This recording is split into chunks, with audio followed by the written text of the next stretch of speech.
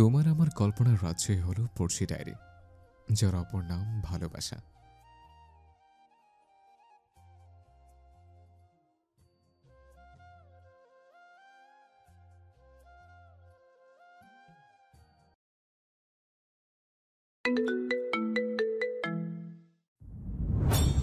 ওইভাবে কি দেখছেন?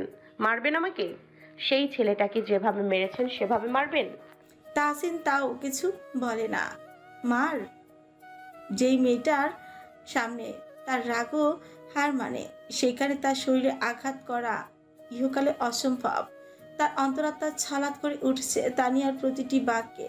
তানিয়া যেটা তুলোতে স্যাবলন লাগে তার তাহসিনের ক্ষতস্থানে ছোঁয়া, তখনই তাহসিন চোখ খিচিয়ে ধরে, রিরি করে উঠে সেই জায়গাটা। তানিয়া সেটা দেখে ব্যঙ্গ হেসে বলে, আহারে, দ্য গ্রেট তাহসিন সামান্য স্যাভলনের ছোঁয়ায় কুকড়ে উঠছে। এটা যদি বিরোধী মানুষ জানতে পারে তাহলে কেমনটা দেখাবে বলেন তো? তাহসিন গলা কেশে থমথমে সুরে বলে, জাস্ট জ্বালা করে উঠেছে। তবুও হার মানবেন না। তানিয়া তাহসিনের ক্ষততে ব্যান্ডেজ করে দিয়ে বলে, আমি ডক্টর নই, যতটা পেরেছি করে দিয়েছি। এইবার নিজের তেরামি বাদ দিয়ে ডক্টর দেখিয়ে নিন। আর হ্যাঁ, মায়েদের মিথ্যে বলতে নেই। বাড়ি গিয়ে অবশ্যই আন্টিকে সময় দেবেন। তানিয়া চলে যেতে নিলে তাহসিন তার কবজি শক্ত করে টেনে ধরে। তানিয়া পেছন ফিরে তাহসিনের দিকে তাকে ইশারা জিজ্ঞেস করলো, কি হয়েছে? তাহসিন থমথমে সুরে বলে, কিছু না। তাহলে হাত কেন ধরে আছেন?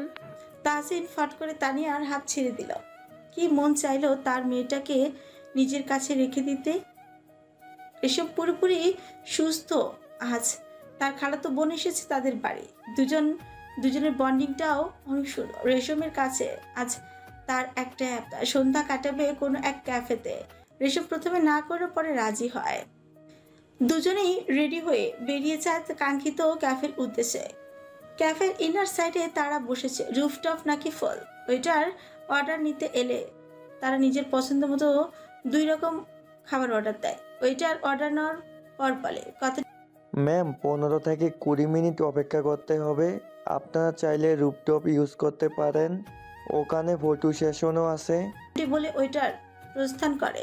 রেশম যাওয়ার ইচ্ছে না থাকলেও তার বোনের কথায় অজ্ঞতা তাকে যেতে হয়েছে। সেখানে গিয়ে রেশম তার বোনের প্রায় 50খানা ছবি তুলে দিল। তাও মেয়েটা একা একা সেলফি তুলছে। রেশমের বেশি ফটো তুলতে ভালো লাগে না, তাই সে এক কোণে দাঁড়িয়ে আছে। হঠাৎ করেই কারো ডাকে পেছনে ফিরে তাকালো, আর তাকাতেই তার শরীরের শিরা উপশিরা যেন টনটন করে উঠল। এই সময়ে আরামকে তার মোটেও প্রত্যাশা ছিল না। তুমি এখানে? মানে কার সাথে? আরামের কথা শেষ না হতে দিয়েই আরামের নিকটে দৌড়ে এলো এক সুন্দরী নারী। এসেই সে আরামের বাহু জাপটে ধরে পড়ল। তুমি এখানে? আমি এদিক সেদিক খুঁজছি তোমায়। আরাম একবার নিজের বাহুতে পেঁচিয়ে রাখা মেয়েটির হাতের দিকে তাকাচ্ছে, তো একবার রেশমের দিকে। রেশম একবার তাদের দিকে তাকে আলতো হেসে পড়ল। Excuse me. মেয়েটি তাকে জায়গা করে দিতে রেশম চলে যায়। তার চিত্ত আকুল, শ্বাস ভারী হয়ে আসছে। হঠাৎ করেই তার সাথে এগুলো কি হচ্ছে, কেন হচ্ছে? রেশমের ছোট্ট মন মাঝারে সে মানুষটিকে অনেক আগে জায়গা দিয়েছে, যেখান থেকে তাকে সরিয়ে ফেলা অসম্ভব। তাও তো রেশম ভালো ছিল, মিনি নিয়েছিল বাস্তবতা। তাহলে কেন আবার তাদের দেখা? কি গল্প তৈরি হতে চলেছে? রেশমের যাওয়ার পথে তাকে আরহাম স্কুল ছাড়ার পর যখন বাবা ট্রান্সফার হয়ে অন্য জেলায় চলে গেল, তখন আরহাম উপলব্ধি করতে পেরেছিল রেশম নামের মেয়েটি তার জীবনের সাথে জড়িয়ে গেছে। তারপর যখন রেশমের খোঁজ নেওয়ার চেষ্টা করলে ব্যর্থ হলো, অতঃপর মা গত হওয়ার পর আবারও তার নিজ বাসস্থানে ফিরে এলো। রেশমের সাথে এহেন দেখা হওয়ার কোনো মোচেচার থেকে কম নয়। আমরা বসবো না নাকি এমন ভাবেই দাঁড়িয়ে থাকবো? ফারহানার কথা আরাম চকিত হলো, অতঃপর নিজের বাহু থেকে হাত ছড়িয়ে বলল, এইভাবে কারোর হাত ধরা অসভ্যতামি ফারহানা। এহেন অপমানে ফারহানা মুচকি এসে বলল, তাহলে তুমি সভ্যতা শিখিয়ে দাও। আরাম কিছু না বলে একটা টেবিলে গিয়ে বসলো। পিছে পিছে ফারহানা চলে এলো। মেয়েটা আরামের দিকে তাকে মৃদু স্বরে বলল, আমরা কি ডেটে এসেছি? আরাম এবার পূর্ণ দৃষ্টি মেলে তাকায় তার দিকে, খুবই সিরিয়াস ভঙ্গিতে বলে, তুমি নাকি আনএক্সেপ্টেড আচরণ করছো? এইগুলো করে কি প্রমাণ করতে চাইছো যে তুমি একজন সাচ্চা প্রেমিক? প্রেমিকা তো প্রেমিক থাকলে হয়, আমার তো কোনো প্রেমিক নেই। আমি শুধু ভালোবেসেছি। দেখো ফারহানা, তোমার ভাই এবং বাড়ির লোক সবাই চিন্তিত তোমাকে নিয়ে। নিজেকেই ঠিক করো। তুমি কোনো বাচ্চা মেয়ে নও যে তুমি কিছু জিদ করলে আর পেয়ে গেলে। জেদ না, ভালোবাসি তোমায়। ফারহানা, এই পৃথিবীতে 99% মানুষ ভুল মানুষকে ভালোবাসে, যাকে তারা কখনোই পায় না। তুমি সেই 99%-এর মধ্যে একজন। নিজেকে দেখো, কি নেই তোমার মাঝে? মুগ্ধ হওয়ার মতো সব আছে, কিন্তু আমি সেই মানুষ না। নিজের জীবনের সঠিক মানুষ আসার জায়গা করে দাও ফারহানা। অন্য কাউকে ভালোবাসেন, তাই না? জানি না, কিন্তু কেউ একজন আছে বুকের বাম পাশের কোণে। সেটা আমি কেন নাই? কারণ রুহের জগতে তুমি আমি কাছাকাছি ছিলাম না। ফারহানা কেঁদে ফেলে। ভালোবাসা নিষ্ঠুর কেন? কষ্ট দেয় কেন? আরাম থামাতে পারল না ফারহানাকে। কাঁদুক, কাঁদলে মন হালকা হয়। এখন তার মাথায় কেবল রেশম, শুধুই রেশম। শিফার চোখে আজ ঘুম নেই, চুপচাপ শুয়ে আছে পাশে দাদি, তার নাক ঢেকে ঘুম। আজ সকাল থেকে আরিশের কথা তার মনে পড়ছে। ছট করে ফোন হাতে নিল, ধীর পায়ে বেলকুনিতে দাঁড়ালো। আরিশ এর নাম্বার খুঁজিয়ে বের করলো। কল করলো 2-3 বার। রিং হতে শিফা ওপাশ থেকে শুনতে পায় আরিশের উদ্বিগ্ন কণ্ঠ। শিফা, বার্ড, আর ইউ ওকে?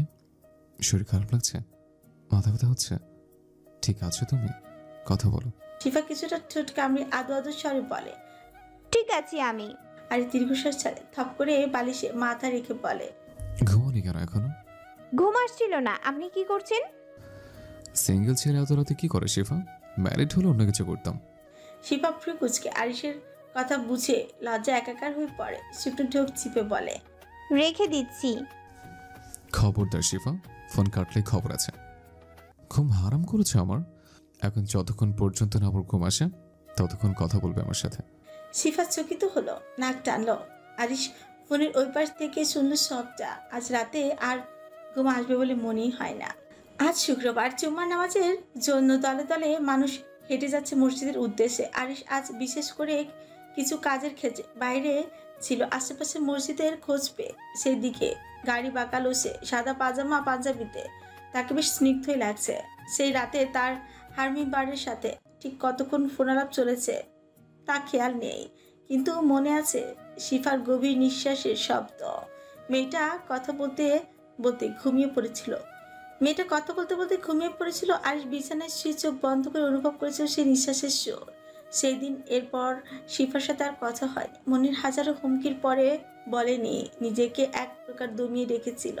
সেই রাতের পর ছটফট করা হৃদয় শিফার সান্নিধ্যে চাইছিল, যা আরিশের পক্ষে সম্ভব নয়। মেয়েটাকে এক পলক দেখার জন্য তাকে কোনোভাবে কোনো ঝামেলার মধ্যে ফেলতে পারে না। থাক না কিছু ধৈর্য, এরপর আরিশ অর্জন করবে। মেয়েটার অজান্তেই করা অন্যায়ের শাস্তি স্বরূপ রূপে আরিশ তাকে তার প্রেমের জোরে ফাঁসি নিচাপে। গাড়ি চলার এক মুহূর্তে আরিশ দেখলো রাস্তার পাশে এক লোকের পাশ ঘেঁষে কিছু মানুষ দাঁড়িয়ে আছে গোল হয়ে। আরিশ ফ্রিকুচকে গাড়ি সাইডে রেখে নেমে দাঁড়ালো। যদি সে কোনো সাহায্য করতে পারে। কাছাকাছি যেতেই আরিশ তাদের উদ্দেশ্যেই বলল, কেন অসুবিধা চাচা? সবার নজর ফেরালো তার পানে। একজন মধ্যবয়স্ক ব্যক্তি বলে উঠল, বাবা, এই লোকটার পায়ে এক স্কুটি হেলে পড়ে। গভীর চোট পায়নি, কিন্তু মনে হয় শিরায় লেগেছে কোনোভাবে। সবটা শুনে সেই মানুষের দিকে এগিয়ে গেল। পায়ে হাত রেখে বসে আছে। কতই বয়স হবে লোকটার? এই তার চাচার মতন। আরিশ খুব বিনয়ী স্বরে বলল, আঙ্কেল, বেশি ব্যথা করছে? আপনি চাইলে আমরা হসপিটালে যেতে পারি। লোকটি যত সম্ভব ব্যথার প্রকাশ না ঘটিয়ে বলল, আরিশ বাবা, আমাকে একটু সাহায্য করো উঠতে, নামাজের দেরি হয়ে যাচ্ছে। তাই করে। অতঃপর বলে, আপনি হেঁটে যেতে পারবেন না আঙ্কেল, আপনি আমার সাথে চলুন, আমিও মসজিদের উদ্দেশ্যে যাচ্ছি। তার কোনো দরকার নেই বাবা, আমি একটু কষ্ট করে একাই যেতে পারবো। আরিশ নাছর বাঁধা হয়ে লোকটিকে এক প্রকার জোর করে গাড়িতে বসিয়ে নিচেও বসল। গাড়ি স্টার্ট দিতে দিতে বলল, বাবা বলেছেন কষ্ট করতে, চলুন আমি এক জায়গায় যাচ্ছি। লোকটি মুচকে এসে বলল, ধন্যবাদ। নাম কি তোমার? জি, আরিশ, আরিশ শেহরিয়ার।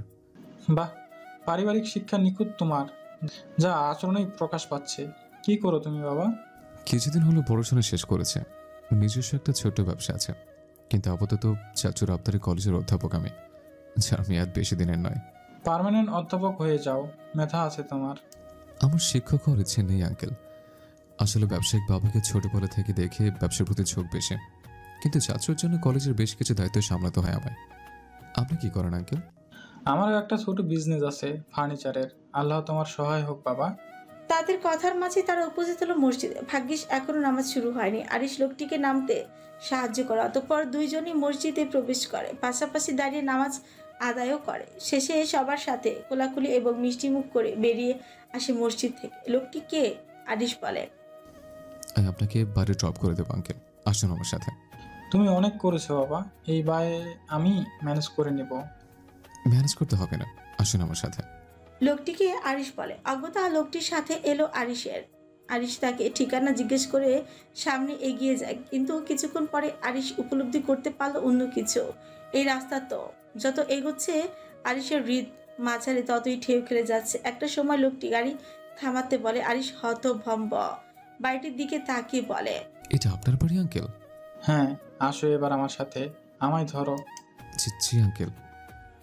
আরিশ গলা কেসে তাকে নামতে সাহায্য করে। বাড়ির দরজার সামনে এসে বেল বাড়িতে এক মহিলা দরজা খুলে দেয়। স্বামী এবং স্বামীর কাজ জড়িয়ে থাকা যুবকের দিকে তাকিয়ে বলে। কি হয়েছে? লোকটি উত্তর না দিয়ে ভেতর প্রবেশ করলো। সোফার বসে স্ত্রীর উদ্দেশ্যে বলল, চা করো, মেহমান এসেছে বাড়িতে। বাবা আজ কিন্তু খেয়ে যেতে হবে। আরিশ অপ্রস্তুত হয়ে পড়ে। তার চোখে আশেপাশে তাকাচ্ছে বারংবার। কাউকে দেখা তৃষ্ণা জেগেছে ভীষণ। তাও আলতো হেসে বলে, না আঙ্কেল, আজ না। আন্টি, আসলে আঙ্কেল পায়ে সামান্য ব্যথা পেয়েছে, সিরিয়াস কিছু নয়, কিন্তু তাও একবার ডক্টর দেখিয়ে নেবেন ফর সেফটি। আজ উঠি আঙ্কেল। উঠি কথাটা মুখে বললো আরিশের মোটেই উঠতে ইচ্ছে করলো না। তাও সোফা ছেড়ে উঠে যেতে যেতে শুনতে পায় তার চিত্ত ব্যাকুল করা কঞ্চ। আরিশ আব্বু পায়ে ব্যথা পেয়েছে কিভাবে? চোখ বন্ধ করে একবার নিঃশ্বাস ফেলে সামনে তাকাতেই দেখলো তার হার্মি প্যাড হলুদ চুড়িদার পরিহিত অবস্থায়, খোলা লম্বা চুল, চিন্তায় মগ্ন চেহারা নিয়ে এগিয়ে আসছে আরিশ। পা জোড়া যেন আর এগোতে চাইছে না। এদিকে শিফা আরিশকে দেখে অবাকের শীর্ষে। এই মানুষটি তাদের বাড়িতে কিভাবে, কেন? শিফার হতবাক মুখশ্রীর পরিবর্তন হয় তার আব্বুর কথায়। শিফামা, কিছু হয়নি, ঠিক আছে আমি।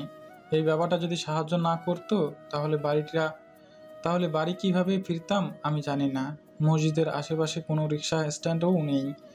আরিশ বাবা, তুমি কোথাও যাবে না, বসো আমার পাশে, অন্তত চাটা খেয়ে যাও। শিফা মায়ের কাছ থেকে চায়ের ট্রে নিয়ে আসো মা। শিফা এক পলক আরিশের দিকে তাকিয়ে চলে গেল। কিছুক্ষণ পর চায়ের ট্রে নিয়ে হাজির হলো। আরিশ চা নেওয়ার সময় অপলক তাকিয়েছিল শিফার দিকে। শিফা চা দিয়ে বাবার পাশে বসে।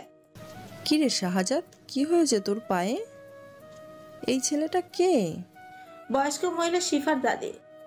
শাহজাদ সাহেব সব খুলে বলেন নিজের এবং আরিশের বিষয়। ভদ্র ও বয়স্ক মহিলা আরিশের সাথে কুশল বিনিময় করেন। আরিশ কথায় কথায় কলেজের নাম বলে ফেলে, তা শুনে শাহজাদ সাহেব চটপট বলে, আরে এই কলেজে তো আমার মেয়েও পড়ে। শিফা কি মা, এনাকে চেনো? শিফা আমতামতা করে আরিশের দিকে তাকিয়ে বলল, জি চিনি আব্বু। বেশ তো। আরিশ বাবা, মেয়ে আমার সামান্য ভীতু স্বভাবের। বাড়িতে বাকিনী হয়ে থাকলেও বাইরে বিড়াল একদম। ওকে একটু দেখে রেখো। দেখে তো অনেক আগিয়ে রেখেছে, এবার শুধু বুকে নেওয়ার পালা। মনে মনে কথাটি বললেও আরিশ মুখে বলে, অবশ্যই আঙ্কেল, দেখে রাখবো। আজ তাহলে উঠি, আল্লাহ হাফিজ। দুপুরে খেয়ে গেলে ভালো লাগতো। খাবো একদিন আঙ্কেল। শিফার দিকে তাকিয়ে কথাটি বলল। আরিশ বেরিয়ে গেল ও দেখ সোফায় তার টুপি পরে আছে। শাহজাদ সাহেব মেয়েকে পাঠালেন টুপি দেওয়ার জন্য। শিফা ছুট লাগালো। বাইরে বেরিয়ে দেখলো আরিশ আরামে গাড়ির সাথে হেলান দিয়ে দাঁড়িয়ে আছে। হয়তো এরকম কিছু সে আশা করেছে। শিফা ধীর পায়ে হেঁটে আরিশের সম্মুখে দাঁড়িয়ে টুপি এগিয়ে দিয়ে বলল, আপনার। আরিশ অনিমেষ তাকিয়ে টুপি নিয়ে শিফার উদ্দেশ্যে বলল, রাত বেরোতে তুমি ছেলেদেরকে ফোন করো, এটা কি বাড়ির লোক জানে? শিফা ফট করে তার দিকে তাকায়। লজ্জা পেয়ে যায় মেয়েটি। আটকে উঠে শুকনো ঠোক চিপে কম্পনত কঞ্চে বলে, ছেলেদের না, আপনাকে। আমি কি ছেলে না? মানে ওরকম নয়, আপনি ভুল ভাবছেন। আচ্ছা আমি সরি, আর কখনোই করব না ফোন, ভুল হয়ে গেছে। আরিশ এইবার সামান্য ঝুঁকে পড়ে শিফার দিকে। ভুল তো করছো শিফা, তুমি আজীবনে ভুলে মাসুল গুনতে হবে তোমায়। মানে? এইবার আরিশ চোখে হেসে পড়ল, ভীতু নজরে আর কারোর দিকে তাকাবে না শিফা। আর আমি ছাড়া কোনো মেল পার্সনকে যেন তোমার কল লিস্টে না দেখি।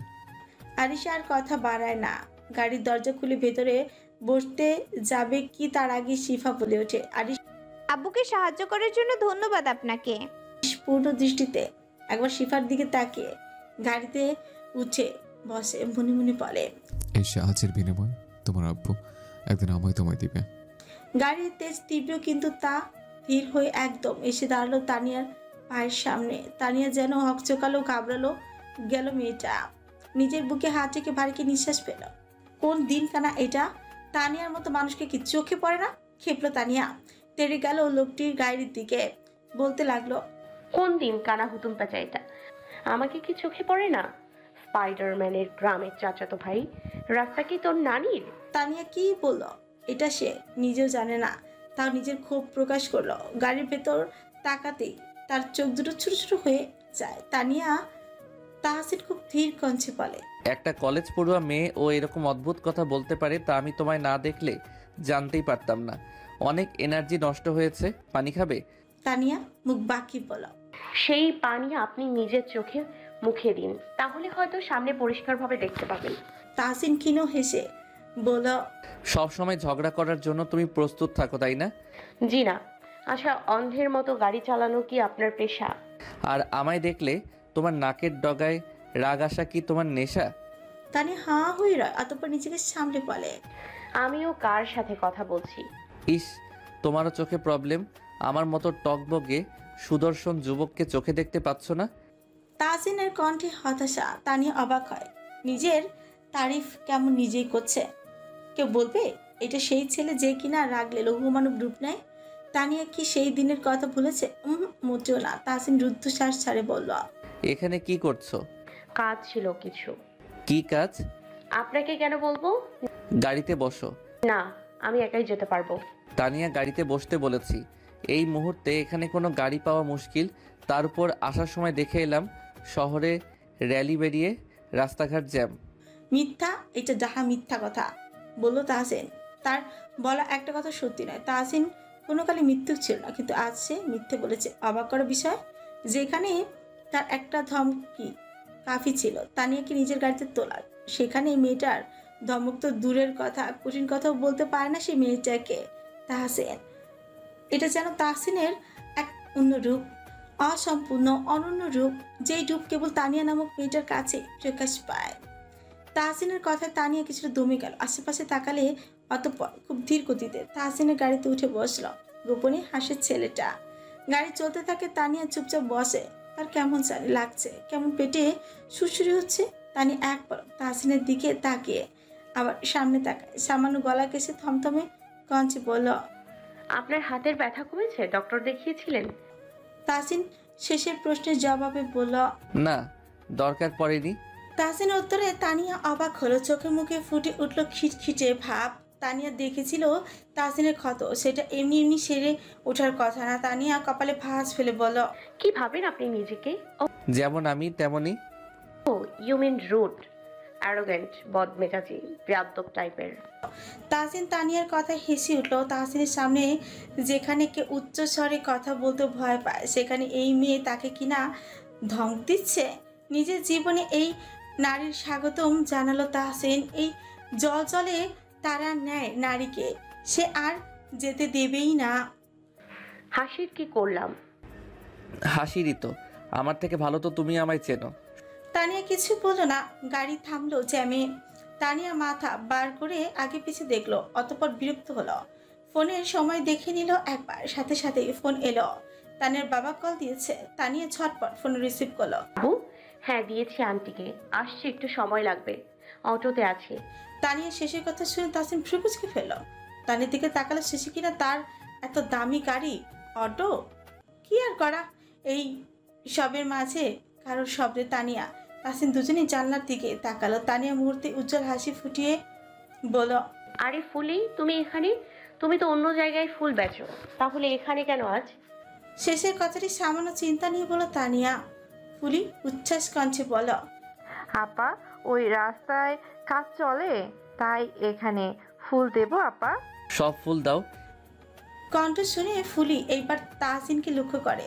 তাহসিনকে দেখে এসে চমক ভাব প্রকাশ করে, চোখে মুখে ছিলি কেনে বলে, আর ভাইজান আপনি আপনি এইখানে? ফুলি তুমি চেনো ওনাকে? জানো উনি? তানিয়া কথা শেষ করতে পারলো না, ফুলি বলতে লাগলো। কেন চিনব না আপা? আমায় হাসপাতালে বেশ কয়েকবার দেখতে এসেছিল, টাকা দিয়ে সাহায্য করেছিল। জানো আপা, হাসপাতালে আমায় এক ছেলে বাজেভাবে ছুঁয়ে দেওয়ার চেষ্টা করেছিল, কিন্তু ভাইজান তারে খুব মেরেছে। শুনেছিলাম সে নাকি এখন জেলে। ভাইজানকে ভুলি কেমনে? তানিয়া অবাক হয়ে শুনে ফুলির সব কথা তাহসিনের দিকে তাকায়। লোকটা যেন ফুলির কথা শুনিনি এমন ভাব। তার মানে সেই দিন হাসপাতালে তাহসিন সেই অমানুষটাকেই মেরেছিল। আর তানিয়া কিনা কি ভাবলো?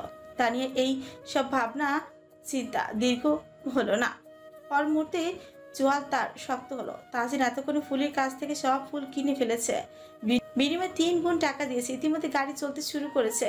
তাহসিন সমস্ত ফুল তানিয়ার কোলে দিতেই তানিয়া রুদ্ধ নজরে তাকিয়ে খিটখিটিয়ে বলে, মেয়েটা আদৌ জানে না এতক্ষণ সে যার প্রশংসায় পঞ্চমুখ হলো সেই মানুষটাই তার আঘাতের কারণ। আপনি কি এইভাবেই নিজের পাপের বোঝা হালকা করেন? ওরা গরিব মানুষ, অত শত বোঝে না ভেবেই টাকা দিয়ে তাদের ভুলিয়ে রেখেছেন, তাই না?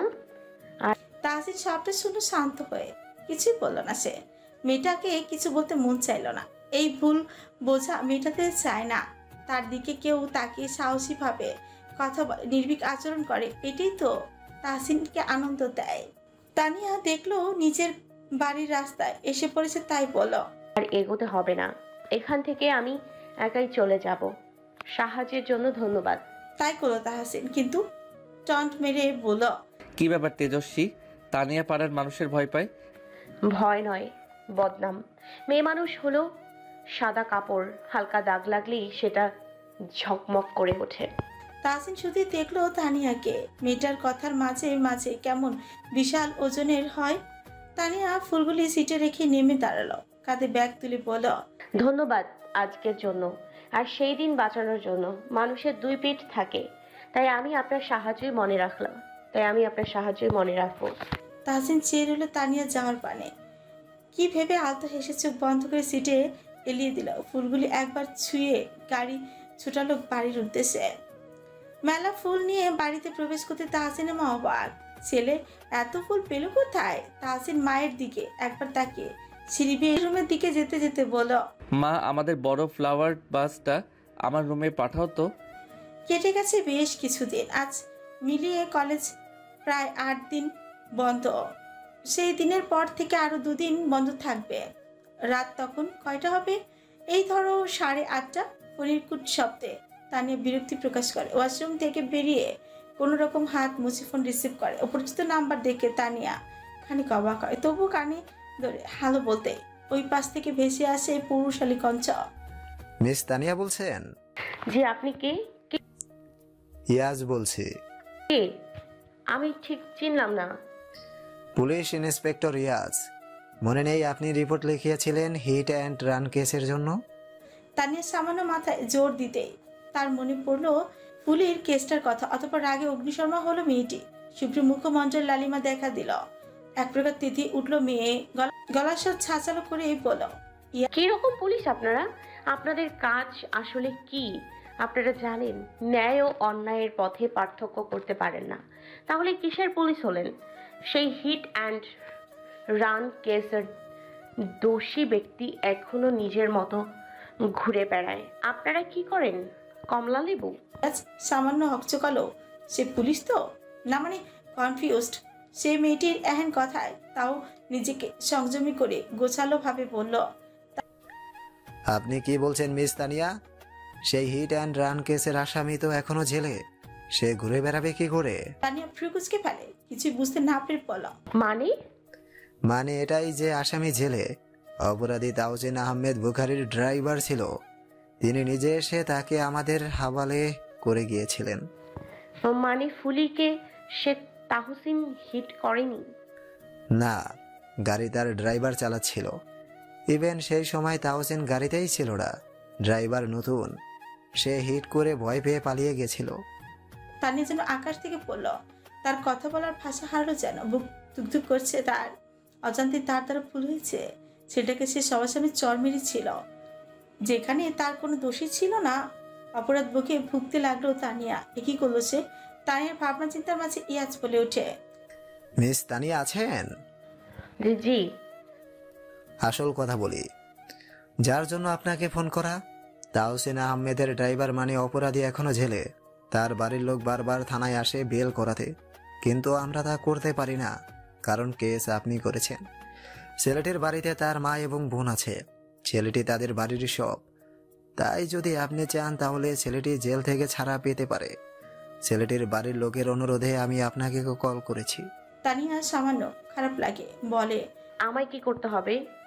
কেসটা তুলে নিন। একদিন থানায় এসে নিজের কেস তুলে ফেলার একটা রিপোর্ট লেখালেই হবে। তানিয়ার রুদ্ধশ্বাস ছেড়ে পড়ল। আমি কেসটি তুলে নিলাম। সময় করে একদিন এসে রিপোর্ট লিখিয়ে যাব। আপনি ছেলেটিকে ছেড়ে দিন। ইয়াজ সম্মতি জানাল। অতঃপর বিনয় সহিত ফোন কেটে দিল সে। মেয়েটিকে সে ভুলেনি মোটেও। প্রথম দেখা থেকে তার বুকটা চালাত করে উঠে। ইয়াজ ভেবে রাখে অন্য পথ। প্রেম না, সোজা বিয়ে। তানিয়া বিছানায় বসে, চোখ বন্ধ করে হেসে ওঠে তাহসিনের সুদর্শন আদল। ছেলে কি মিথ্যা বলেছিল? না, মোটেও না। সে তো সত্যি সুন্দর। তানিয়ার এক এক করে মনে পড়ে তাহসিনের সাথে করা তার অপব্যবহার। ছেলেটাকে কি না কি বলেনি সে। বারংবার ভুল বুঝে গেছে তাকে। তানিয়া দীর্ঘশ্বাস ছাড়ে। অপরাধ বোধে অন্তর দুলে উঠছে। তাই হয়তো বলে, ভাবিয়া করিও কাজ, করিয়া ভাবিও না। চার বান্ধবী একসাথে আজ আসর হবে জমজমাট। কলেজের দিন পেরিয়ে আজ 1 মাস এর বেশি। রেশম আজ প্রথম কলেজে এলো। সব কিছুই তার কাছে নতুন লাগছে। ক্যাম্পাস, ছাত্রছাত্রী, একদম অন্যরকম অনুভূতি। ক্লাস করলো একসাথে। তৃতীয় ক্লাস শিফা ফার্স্ট বেঞ্চে বসা নিয়েও রেশমের তৈরি হলো কৌতূহল। অবশেষে সেও জানলো সমস্ত বিষয়। আরিশের ক্লাস করলো সুষ্ঠুভাবে। শিফার দিকে তাকিয়ে কত না মনকে বোঝালো, কিন্তু শুনলো কি এই বেহাইয়া মন? না, মোটেও না। এক নজর তাকাতে চোখের তৃষ্ণা আরো বেড়ে গেল যেন। অবশেষে ক্লাস শেষ হলো। ক্যান্টিনে এসে বসে আছে 4 জন, সবার হাতে চায়ের 1 টাইম কাপ। তানিয়া এদিক সেদিক তাকাতে শিফা বলল, কি হয়েছে বলতো? এভাবে কাকে খুঁজছিস তুই? তানিয়া কিছু ঘাবড়ালো, চায়ের চুমুক দিয়ে বলল, কই, কাউকে তো না। চুপ কর, অনেকক্ষণ থেকেই দেখছি তুই কাউকে খুঁজছিস, সত্যি বল। দিয়ার কথাতে তানিয়া কিছুটা মিনমিনিয়ে বলল, তোদের একটা কথা বলি শোন, কিন্তু তোরা কেউ আমাকে কথা শোনাবি না। সবাই বেশ আগ্রহ নিয়ে তাকাল তানিয়ার দিকে। মেয়েটা কেমন চোরা চোখে মেঝের দিকে তাকিয়ে আছে। অতঃপর শোনা গেল তানিয়ার ফিচেল কণ্ঠ। সব খুলে বলল তানিয়া, যা শুনে সবার চমকের অন্তিম লগ্নে পৌঁছে যায়। শিফা গড় গড় করে বলল, তাই ভাবি তাহসিন ভাইকে দেখলে তুই এমন লঙ্কা কেন হয়ে যেতিস? এবার বুঝলাম সব। দেখতে একদম ভিজে মুরগি, কিন্তু কাম করিস উট পাখির মতো। বলা শেষ হলে দিয়া বলে, মানে তুই সোজা থাপ্পড় মেরে দিলি? যেখানে সে নির্দোষ, ওনার জায়গায় আমি হলে তো চুল ছিঁড়ে ফেলতাম। রেশম বলে, আমি কিছুই বুঝতে পারছি না তানিয়া, তুই এমন একটা কাজ করলি? অবশ্য তানিয়া কাঁদো কাঁদো গলায় বলল, দেখ, তোদেরকে প্রথমেই বলেছিলাম আমাকে কেউ কথা শোনাবি না, কিন্তু তোরা সবাই মিলে আমাকে ধরছিস। আমি কি ইচ্ছে করে করেছি এসব? হ্যাঁ, ভুল করেছি, মানছি তো। সবাই কিছুক্ষণ চুপ করে থাকে। সত্যি সবকিছু মিসআন্ডারস্ট্যান্ডিং। তানিয়া এবার শিফার দিকে তাকালো অনুনয়ের সাথে বলল, শিফা একটু ইউনিয়ন রুমের কাছ থেকে ঘুরে আয় না, দেখ না তাহসিন এসছে কিনা। চমকে তাকায়। না না, আমি যাব না। দিয়া বলে, যাবি না কেন? যা, আর আরিস স্যারকে দেখলে তাসিন ভাইয়ার নাম্বারটা নিয়ে আসবি। যেই তরকারি তানিয়া ছড়িয়েছে তার ঝোল পরিষ্কার করতে হবে ওকেই। তানিয়া ঠোঁট ফুলিয়ে বলে, তোরা আমাকে এমন টন্ট করছিস কেন রে? রেশম চেয়ারে আয়েস করে বসে বলল, তো তুই কি ভেবেছিস তোর মহান কাজের জন্য তোকে অস্কার ছুঁড়ে মারবো? এদিকে শিফা ভেতর থেকে সে মোটেও ওই মানুষের সামনে যেতে চায় না। আজকাল আবার আরিশের কথা বেশি মনে পড়ে তার। মানুষটাকে ভালো লাগতে শুরু করেছে, কিন্তু সব শেষে সে ভীষণ ভয় পায় আরিশকে। কেমন লম্বা চওড়া পেশিবহুল শরীর তার। শিফার মনে হয় আরিশ 2 হাতের মাঝে সে নিঃসন্দেহে গায়েব হয়ে যেতে পারবে। কেমন তীক্ষ্ণ দৃষ্টিতে তাকায়। শিফার ভাবনা চিন্তার মাঝে দিয়া বলে, এই তোকে কি এবার কার্ড দিয়ে দাওয়াত দিতে হবে? ওঠ তাড়াতাড়ি যা। তোদের মধ্যে কেউ একজন চল না আমার সাথে।